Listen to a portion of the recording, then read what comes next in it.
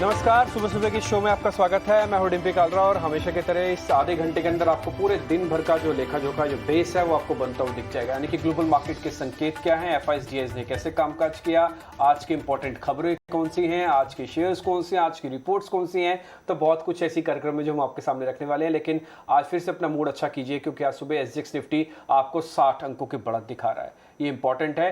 दो बार यानी कि कल और आज दोनों बार हमने 18,200 तो देख लिया, बस पार होना बाकी है। डेरिवेटिव का डाटा भी यही कहता है 18,200 पार होगा तो बाजार के अंदर अच्छा मोमेंटम आएगा, शॉर्ट कवरिंग आएगी। ध्यान रखें, इस बार 18 तारीख की वीकली एक्सपायरी है। आज हम 16 तारीख को ट्रेड कर रहे हैं। 16, 17, 18 यही 3 दिन होंगे ट्रेडिंग, क्योंकि 19 तारीख को बाजार की छुट्टी भी है। तो ये थोड़ा छोटा हफ्ता भी है, इस हिसाब से इसकी इंपॉर्टेंस थोड़ी बढ़ भी गई है। खैर, एक बार जरा फटाफट से देख लेते हैं कि ग्लोबल मार्केट में आज एशियन मार्केट्स में कैसे कामकाज कर रहे हैं, वहां पे कैसे ट्रेड हो रहा है। उसके फिर हम आगे बढ़ेंगे। यूएस मार्केट्स में क्या क्या बात हुई, जो अबॉर्डेंस ने जो सिग्नेचर किए, क्या उसका कितना फर्क पड़ेगा, ये सब कुछ हम आपके सामने रखने वाले हैं। लेकिन सबसे पहले जरा ग्लोबल मार्केट्स में एक बार एशियन मार्केट्स को देख लेते हैं, जो कि अभी ज्यादातर सपाटी कर रहा है। जैसे मैं आपको जापानीज मार्केट दिखाऊं, निकाई, इसके अंदर आपको हल्की बढ़त दिखने को मिलेगी, करीब 101 पॉइंट की, क्योंकि ये बड़ा इंडेक्स है, 29,000 का इंडेक्स है। स्ट्रेट टाइम्स भी करीब फ्लैट ही है। हांगकांग का बाजार 58 पॉइंट ऊपर है। इसकी इंपॉर्टेंस बहुत ज़्यादा है हांगकांग के बाजार के अंदर, क्योंकि ये ट्रेडिंग हब है पूरे एशिया का। इसके अलावा ताइवान मार्केट्स पे अगर आप देखेंगे तो यहाँ भी 1/4% की बढ़त देखने को मिल रही है। तो कुल मिला के जो एशियन मार्केट्स के हम 3-4 बड़े बाजार देखते हैं, खासकर जापानीज मार्केट, हांगकांग का बाजार और एक शंघाई, ये तीनों अगर आप देखें तो कुछ खास वैसी कोई बड़ी दिक्कत दिख नहीं रही है। शंघाई भी करीब 0.25% के आसपास की मजबूती है। लेकिन नेस्डेक के अंदर कल फ्लैट कारोबार था। ऐसा क्यों हुआ कि प्रॉफिट बुकिंग आ गई? ऐसा क्या वजह बनी अमेरिका के अंदर कि जो बाजार जो अच्छी बढ़त दिखा रहा था बाद में सपाट बंद हुए? बताने के लिए प्रियंका उपल हमारे साथ हैं। Priyanka, good morning. बताइए जरा, यूएस मार्केट्स के अंदर हुआ क्या, कल क्या क्या खबरें थी वहाँ पे? Good morning. देखिए डिम्पी, हुआ क्या यूएस मार्केट्स में, हालांकि आपने बहुत सारी चीज़ें खुद बता दी। एक्चुअली बॉन्ड यील्ड जो बड़ा कंसर्न है वो अब भी बना हुआ है। बॉन्ड यील्ड आप देखिए वहाँ पर बढ़ चुकी है, और जिस लगातार ये कंसर्न आज का नहीं है, कई समय से है। और यूएस डॉलर भी आप देखिए, सारी करेंसीज के कंपैरिजन में US dollar index, US dollar 16 months के अपने हाईएस्ट लेवल पर कारोबार कर रहा है। तो ये दो बड़े रीजंस है जिसके चलते हमने देखा कि ये वेट कर रहे हैं। आप बड़े इंफ्रास्ट्रक्चर बिल की बात अभी कर रहे थे, वो जरूर साइन हुआ, लेकिन इकोनॉमिक डेटा आना है इस हफ्ते जिस पर नजर है बाजार की। और ये कुछ कंसर्न्स थे, कोरोना के केसेस देखिए फिर से वापस कई कंट्रीज में दिखाई दे रहा है, वो एक बड़ा कंसर्न है, जिसके चलते हम देख रहे हैं कि यूएस मार्केट्स भी कल फ्लैट टू नेगेटिव बंद हुई हैं। इनफैक्ट स्टॉक फ्यूचर्स की भी बात करें तो वहाँ पे भी आपको फ्लैटिश कारोबार करता हुआ दिखाई दे रहा है। तो ये एक रीज़न है। और जैसे मैंने बताया कि यूएस डॉलर इंडेक्स, आप करेंसी मार्केट्स की बात करें तो वहाँ डॉलर की जिस तरह की स्ट्रेंथनिंग है, वो सारे बड़े कंसर्न्स हैं। आप डॉलर इंडेक्स ऑलरेडी 94 क्या 95 के पार चला गया, तो वो एक अनकंफर्टेबल सिचुएशन ऑलरेडी बनी हुई है। और यही इक्वेशन आपको यूएस ब्रेंट क्रूड में भी, आपको ब्रेंट क्रूड के दामों में भी दिखाई देगी। वहाँ थोड़ी सी कूल ऑफ जरूर है, लेकिन वहाँ देखिए बहुत मिक्स क्यूज है। कोरोना के केसेस बढ़ रहे हैं, एक कंसर्न अब बड़ा ये भी लग रहा है कि कहीं डिमांड फिर से हिट तो नहीं हो जाएगी। तो ये सारे कंसर्न्स है जिसके चलते ब्रेंट क्रूड में आपको थोड़ी सॉफ्टनेस देखने को मिली है। और क्रिप्टो करेंसी की भी बात करें, वो भी बहुत सुर्खियों में है। वहाँ पर भी थोड़ी सी सॉफ्टनेस है, क्योंकि वहाँ पे रूल्स एंड रेगुलेशन, इंडिया भी अपनी एक अलग बिल पास करने की बात कर रहा है विंटर सेशन में, वो भी सामने आएगा। खैर, वो एक अलग रीजन है। तो ओवरऑल हमें यूएस मार्केट से जो इंडिकेशन से कल के आए वो वीक दिखाई दे रहे हैं, लेकिन एसजीएक्स निफ्टी एक अलग डायरेक्शन आपने अभी बताया देख ही रहे हैं। बिल्कुल। खैर, 18,200 है। 2-3 चीजें आपने बड़ी इंपॉर्टेंट बताई हैं। पहला तो बॉन्ड यील्ड, ये है इंपॉर्टेंट। दूसरा है डॉलर इंडेक्स, 95 के आसपास चल रहा है। ध्यान रखें, 93 से ऊपर थोड़ी सी चिंता बढ़ जाती है, 93 94 से ऊपर टिपिकली बढ़ती है। लेकिन आजकल डॉलर इंडेक्स को क्रिप्टोज भी काफी हद तक काउंटर करते हैं, क्योंकि दोनों हैज हैं, गोल्ड डॉलर्स भी और साथ ही क्रिप्टोज भी। और गोल्ड भी हमने देखा अच्छा चला है। तो लेकिन फिर भी 95 का डॉलर इंडेक्स, चिंता की बात तो है ही।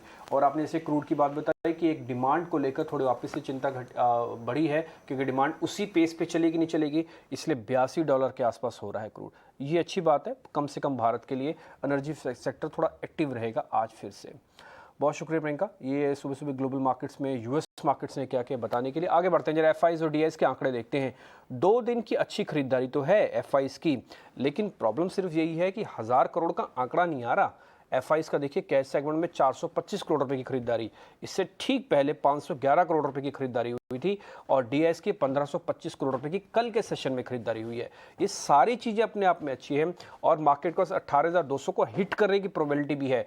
आप दो चीजों का बड़ा अच्छा कॉम्बिनेशन देख सकते हैं कि 18,200 एक टर्न अराउंड सिचुएशन में आके बना है, क्योंकि डेरिवेटिव के सबसे ज़्यादा ओपन इंटरेस्ट वहीं पे खड़ा हुआ है, और अगर पलटा हुआ तो अच्छी शॉर्ट कवरिंग आएगी। उसमें डीआईज और एफआईज का जो रोल है दोनों कैश सेगमेंट में जो बाय कर रहे हैं ये इंपॉर्टेंट है। इसमें अगर आप देखेंगे ना, एक इंडेक्स ऑप्शंस का आंकड़ा भी आएगा जिसमें 2000 करोड़ रुपए के आसपास का आंकड़ा होगा, जो वो भी अपने आप में बेहतर है कि जब एफआईज कैश करें और इसमें इंडेक्स के आंकड़े भी अच्छे आ जाएं तो वो अच्छा, ऑप्शंस के आंकड़े भी अच्छे आ जाएं तो वो एक बेहतर काम करता है। खैर आगे बढ़ते हैं। ये तो हमने एफआईज और डीआईज के आंकड़े हमने आपकी स्क्रीन पर रखे। आज के मेहमान भी मेरे साथ जुड़ने वाले हैं अमित शेठ, उनसे भी जरा करेंगे बातचीत और उनसे भी एक जरा व्यू पॉइंट लेंगे और बाजार की रणनीति भी उनसे आइडिया लेंगे। अमित शेठ इनफैक्ट मेरे साथ जुड़ चुके हैं। अमित सर गुड मॉर्निंग, बहुत अच्छा लग रहा है आप सुबह सुबह आपसे बातचीत करके। दो चीज़ें बड़ी इंपॉर्टेंट है अमित जी। फर्स्ट, एक तो 18,200 जो कि डेरिवेटिव के हिसाब से इंपॉर्टेंट है, टेक्निकल के हिसाब से इंपॉर्टेंट है, और ठीक उससे 2 दिन पहले एफआईज की थोड़ी कैश में बाइंग हुई है। बहुत बड़ी बाइंग नहीं है, बट 400-500 करोड़ कम भी नहीं होता क्योंकि लगातार सेलिंग हो रही थी पहले। कैसे देखते हैं आप, बाजार 18,200 को आज पार कर जाएगा? कल तो नहीं कर पाया। Good morning sir, good morning to all the viewers. कल का जो हमने सेशन देखा निफ्टी में, इसे हमें लास्ट वीक की एक्सपायरी के नजरों से पहले देखना पड़ेगा। लास्ट थर्सडे हमने देखा बाजार में एक स्केयर था और फ्राइडे को एक अच्छी खासी शॉर्ट कवरिंग रैली देखी हमने, जिसमें निफ्टी ने 18,000 का लेवल क्रॉस किया था। तो इट वाज क्वाइट एक्सपेक्टेड 18,200-250 के पास में हमारा रेजिस्टेंस था। तो कल काफी एक्सपेक्टेड था कि एक साइडवेज सेशन होने की काफी पॉसिबिलिटीज थी और वैसा ही हुआ। But the important data point जो हमने अभी नोट करना है कि मार्केट अभी भी 18,000 के साइकोलॉजिकल लेवल से ऊपर है। हम अभी भी 20 डे एक्सपोनेंशियल मूविंग एवरेज जो कि 17,990 के आसपास है, हम उसके ऊपर ट्रेड कर रहे हैं। 18,000 पे हमारा एक अच्छा पुट राइटर का बेस है, 17,900 में भी।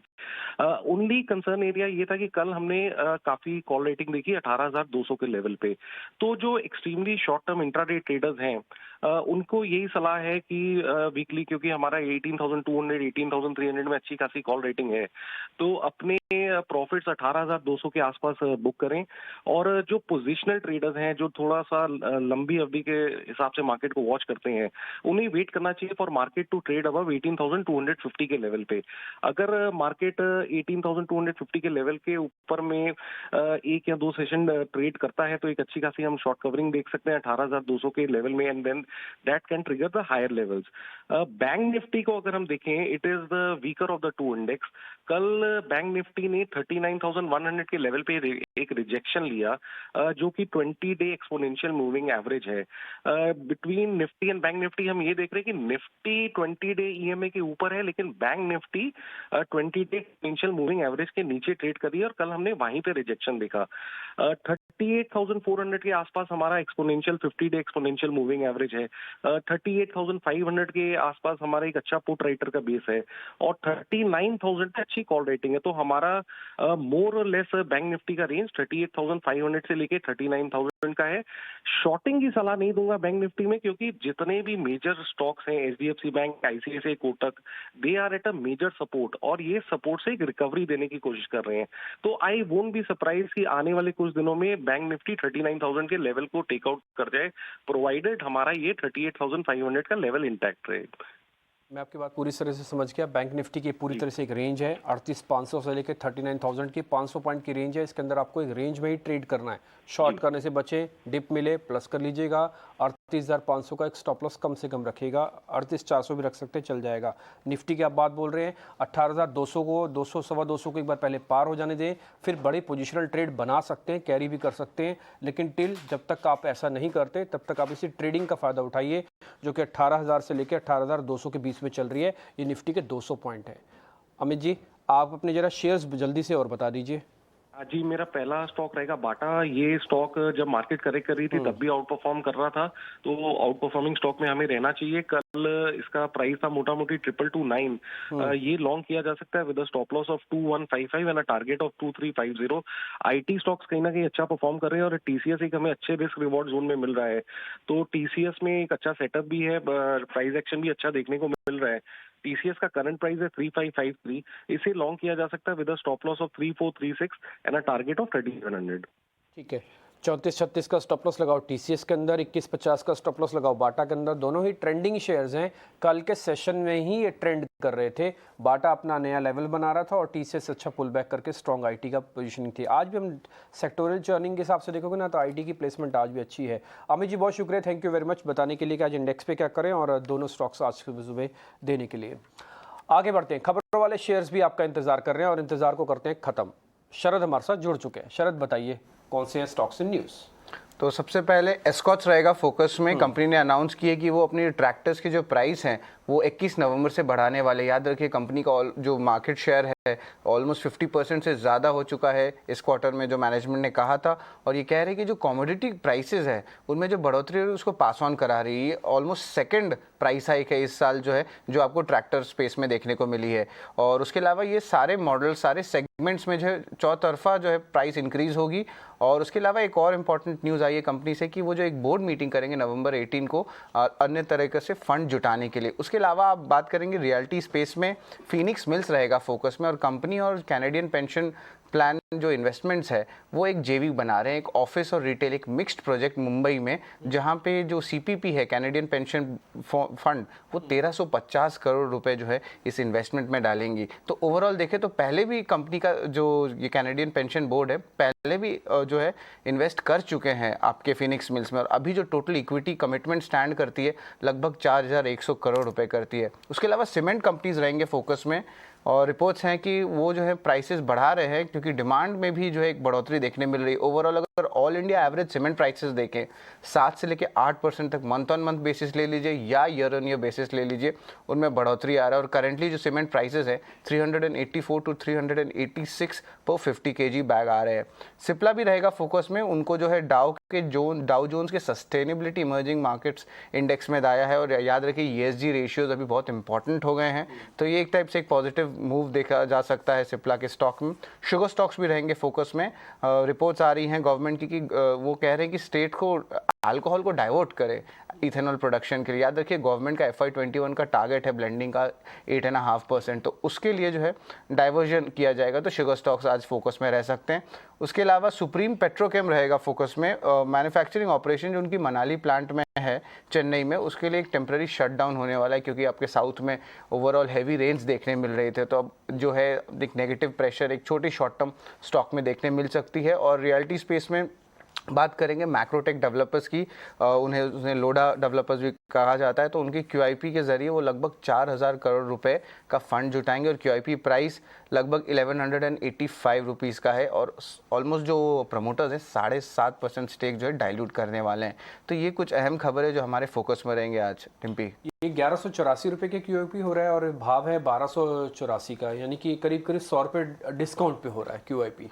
ठीक है, तो ये इंटरेस्टिंग है देखना, 100 रुपये डिस्काउंट पे लोधा बिल्डर्स बकायदा QIP लेके आ रहे हैं। एक और नेगेटिव खबर थी वो थी सुप्रीम पेट्रोकेमिकल्स पे, उन्होंने अस्थायी तौर पर अपना एक प्लांट बंद किया। ज़्यादातर न्यूज़ जो भी शरद ने आपको बताई वो पॉजिटिव ही दिख रही थी, चाहे वो सिप्ला के रिगार्डिंग हो, चाहे वो शुगर स्टॉक्स हो, चाहे वो सीमेंट काउंटर्स हो, ज़्यादातर स्टॉक्स आपको पॉजिटिव ही दिख रहे थे। खैर आगे बढ़ते, तो ये आपको जो स्टॉक्स इन न्यूज़ की पूरी लिस्ट है आपने नोटिस कर ली होगा अच्छे से, एक एक शेयर के बारे में आपको बता दिया शरद ने। शरद शुक्रिया आपका, थैंक यू वेरी मच। आगे बढ़ते हैं, जरा ट्रेडिंग कॉल्स आपको मैं और बता देता हूँ। आज हमने जिन एक्सपर्ट से बातचीत की है उन सबका व्यू पॉइंट क्या है, जरा एक वो भी आपके सामने रखता हूँ। बैंक निफ्टी पे राहुल शर्मा से आज हमने बातचीत की थी, तो वो कह रहे थे कि सपोर्ट है 38,500, 38,400 वाला और 38,300 का। रेजिस्टेंस भी वो कह रहे हैं कि 38,850, 39,000, 39,020 का है। ट्रेडिंग कॉल्स की बात करें, अशोक लीलैंड उनकी तरफ से कॉल दी गई है 152 के टारगेट के लिए, आप चाहें तो माफ़ कीजिए 159 के टारगेट के लिए आप खरीदारी कर सकते हैं। 147 का एक स्टॉप लॉस होगा। ये अशोक लीलैंड उनकी तरफ से दी गई एक कॉल है। साथ ही लेमन ट्री पे भी चाहें तो आप एक खरीदारी कर सकते हैं, ये भी आज का ही एक ट्रेड है और इसमें 62 रुपये तक का टारगेट, 54 का स्टॉप लॉस। डेल्टा कॉप भी उनकी खरीदारी की लिस्ट में है 318, 325, ये कुछ एक कॉल्स आपकी स्क्रीन पर आती हुई दिखेंगी। ठीक है, आगे बढ़ते हैं, जरा ब्रोकिंग हाउसेस की रिपोर्ट्स भी देख लेते हैं और ख्याति हमारे साथ जुड़ी हैं ये बताने के लिए कि आज की रिपोर्ट्स क्या कहती हैं। ख्याति बताएं जरा ब्रोकिंग हाउसेस की रिपोर्ट्स क्या है। सबसे पहले तो मैं LNT से स्टार्ट करूंगी। CS ने LNT पे आउट परफॉर्म की राय बरकरार रखी है। लक्ष्य रखा है 2450 रुपीज़ पर शेयर का। इसमें IT इसकी सब्सिडरी उसने बहुत आउट परफॉर्म किया है, लेकिन इसका अगर अपन इसके अलावा कम इंटरेस्ट रेट देखें तो इसकी वजह से लिक्विडिटी भी बढ़ रही है, तो इसका डेट कम करने की इसको वो मिलेगा। फिर CS ने अल्ट्राटेक पर आउट परफॉर्म की राय बरकरार रखी है। लक्ष्य बढ़ाकर किया है 9250 रुपीज़ पर शेयर का। हाउसिंग कंस्ट्रक्शन एक्टिविटी के बढ़ने से बहुत बढ़ोतरी का मौका मिल रहा है और कमोडिटीज़ के कॉस्ट में जो कम हो रहा है प्लस उसका जो प्राइस पावर स्टे हो रहा है वो भी बहुत बड़ी अपॉर्चुनिटी है। JP मॉर्गन ने इन्फो एज पे ओवरवेट की राय बरकरार रखी है। लक्ष्य रखा है 7,200 रुपीज़ पर शेयर का। नौकरी से इसकी बिलिंग में काफ़ी ग्रोथ दिखी है और 99 एकर्स में स्ट्रॉन्ग रिकवरी दिख रही है। आखिरी में देखते हैं JP मॉर्गन ने अशोक लेलैंड पे न्यूट्रल की राय बरकरार रखी है। लक्ष्य रखा है 145 रुपीज़ पर शेयर का, लेकिन इसके ब्लू स्काई स्टॉक प्राइस में इसने 34% अपसाइड देखा है, जो जा सकता है 200 रुपीज़ पर शेयर का। इसकी वॉल्यूम से रिकवरी आ सकती है आई में। इंटरेस्टिंग है सारी के सारी ब्रोकिंग हाउसेस की रिपोर्ट्स। एक बार जल्दी से आपको वापस से दिखाए चलते हैं एक एक करके। जैसे LNT पे CS की रिपोर्ट है 2450, शेयर चल रहा है 1950, तो यहाँ पे अच्छा मूवमेंट मिल सकता है। LNT वैसे भी एक अच्छे चार्ट पे भी स्ट्रांग है। दूसरा अल्ट्राटेक पे, जैसे शरद भी बता रहे थे कि सीमेंट कंपनीज दाम बढ़ा सकती है, रिपोर्ट भी आ गई 9250 और परफॉर्मेंस देखिए आउट परफॉर्मेंस है, यहाँ से 1200 रुपये चल सकता है। बड़ी कंपनी है, दाम बढ़ा सकते हैं, जहाँ तक हमारा असेसमेंट है 30 से 40 रुपये पर बैग बढ़ा सकते हैं। इन्फो एज JP मॉर्गन की रिपोर्ट 7200 का टारगेट है। ध्यान रखिएगा इन्फो एज में काफ़ी पिटाई हुई थी बीच में, थोड़ी शॉर्ट हुए थे, लेकिन वापस से पुल बैक आ रहा है। अशोक लीलैंड के अंदर इंटरेस्टिंग बात हमने ख्याति ने हमको बताई, 145 वैसे तो टारगेट है इनका, लेकिन इनकी अपनी एक कैलकुलेशन है जिसमें 30 to 35% का और राइज भी हो सकता है अगर स्टॉक्स किसी भी तरह से आउट परफॉर्म कर जाए, तब 200 का हो जाएगा। तो ज़्यादातर एक्सपर्ट्स जो टेक्निकल वाले हैं वो यही बताते हैं कि 200 तक भी शेयर जा सकता है। तो इम्पॉर्टेंट है, एक ये भी एक शेयर ब्रोकिंग हाउसेस की रिपोर्ट से ही निकल के आया है और ये आपने सबके सब अच्छे से नोट कर लिए होंगे अब तो। ख्याति बहुत शुक्रिया, थैंक यू वेरी मच बताने के लिए सभी शेयर्स। अब जरा कमोडिटीज मार्केट्स पे ध्यान रखना होगा। दो हिस्सों से ध्यान रखिएगा कमोडिटीज मार्केट पे। पहला, एक तो गोल्ड हेज के लिए तो इस्तेमाल होता ही है, वैसे भी इसकी इंपॉर्टेंस अब थोड़ी बढ़ी है मार्केट्स के अंदर, क्योंकि काफ़ी सारे करेंसीज को फिर से जहाँ जहाँ पे क्रिप्टोस की दिक्कत है, यहाँ पे क्रिप्टोस को नहीं है, वहाँ पे अभी भी गोल्ड ही सबसे इंपॉर्टेंस रखता है, जैसे भारत में भी एज अ गोल्ड की इंपॉर्टेंस है। दूसरा, एक्सपोर्ट और इंपोर्ट के ना आंकड़े भी आए हैं कल, जिसमें हमने देखा है कि क्रूड का इंपोर्ट भी बहुत तेज़ी से बढ़ा है। हालांकि क्रूड अभी इंटरनेशनल मार्केट पे 82 चल रहा है। इन सभी पे ही वंदना भारती से भी हम बातचीत करके थोड़ा आइडिया ले लेंगे कि हमको गोल्ड पे क्या करना चाहिए, क्रूड पे क्या करना चाहिए, और उनका आज का कोई ऐसा ट्रेड जिस पे वो ज़्यादा फोकस्ड हो या ज़्यादा ध्यान रखने वाले हों, वो ट्रेड भी हम आपके सामने रखने वाले हैं। ठीक है, वंदना जी इस बीच मेरे साथ जुड़ चुके हैं। वंदना जी गुड मॉर्निंग, बहुत अच्छा लग रहा है आपसे बातचीत करके। आप मेरे को बताएंगे, पहले आप ही मेरे को बताइए आपकी किस चीज़ पे, किस कमोडिटीज़ पे नज़र है, फिर मैं ज़रा गोल्ड और क्रूड के बारे में स्पेसिफिक पूछूंगा आपसे। जी very good morning. Good morning. मुझे लग रहा है कि अभी काफी स्ट्रॉन्ग परफॉर्मेंस के बाद अब यहाँ पे देखा जाए तो क्रूड की रैली में थोड़ा सा पॉज आएगा और ईयर एंड है, और जिस तरीके से EIA की रिपोर्ट्स आई हैं तो थोड़ा सा सप्लाई बढ़ने की उम्मीद है यहाँ पे 2022 में, और उसकी वजह से थोड़ा सा देख सकते हैं कि सेलिंग प्रेशर आता हुआ यहाँ पे दिख रहा है। और साथ में कोल और नेचुरल गैस के जो प्राइसेस कम हुए हैं उसका इम्पैक्ट इस कमोडिटी पे आया है। तो मेरे ख्याल से 59.35 के लेवल पे एक बार MCX क्रूड को सेल करना चाहिए, 58.80 का टारगेट रखना होगा। स्टॉप लॉस यहाँ पे 59.55 पर लगा के चल सकते हैं। दूसरी कमोडिटी यहाँ पे बेस मेटल काउंटर से मुझे लग रहा है कि कल जिस तरीके से थोड़ा करेक्शन आया है, आज के दिन में वो करेक्शन यहाँ पे थोड़ा सा मतलब ज्यादा हो सकता है, डीप हो सकता है। चाइना की तरफ से डेटा पॉजिटिव आया था, लेकिन US की तरफ से लग रहा है कि थोड़ा सा कंसर्न फिर से उभर के आ सकता है। तो कॉपर में 742 के लेवल पे एक बार सेलिंग करनी चाहिए, 735 का टारगेट रखना होगा। स्टॉप लॉस यहाँ पे 745 का लगा के चल सकते हैं। तो आज के दिन में लग रहा है कि जिस तरीके से इंडिकेशन आ रहे हैं चाइनीज मार्केट से, एक सेलिंग प्रेशर जो है वो बेस मेटल से बनता हुआ दिखेगा।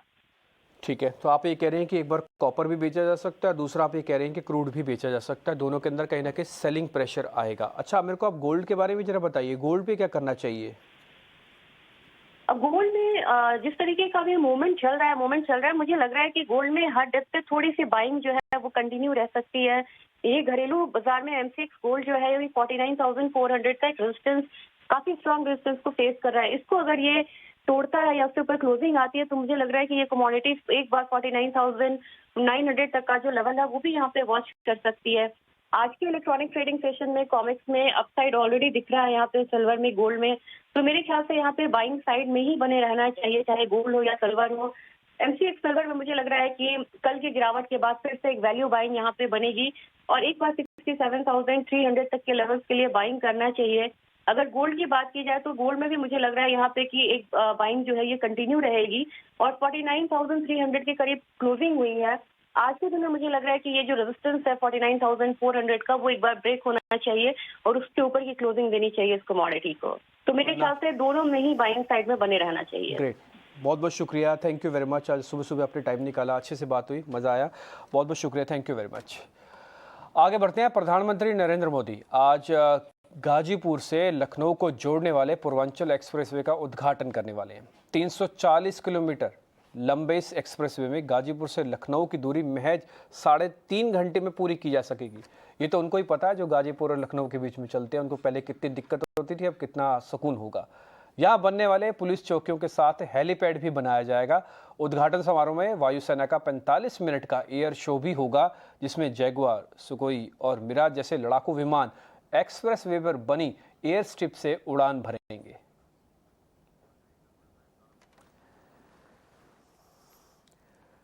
तो आज इस एक्सप्रेसवे का जब उद्घाटन होगा तो तस्वीरें जैसे जैसे आएंगी वैसे वैसे हम आपके सामने भी रखेंगे। फिलहाल इस कार्यक्रम से इतना ही, लेकिन